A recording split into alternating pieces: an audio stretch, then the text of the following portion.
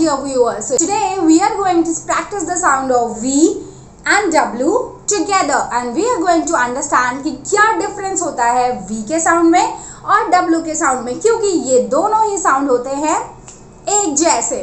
तो पहले समझते हैं कि हम V का sound कैसे निकालते हैं। V, V. See the posture of my mouth. V, V, V. And what is the sound of W? What is the sound of W? W में हम अपना mouth open करते हैं थोड़ा सा बड़ा, like a little bigger. Wa, wa, wa. So सबसे पहले समझिए V और W.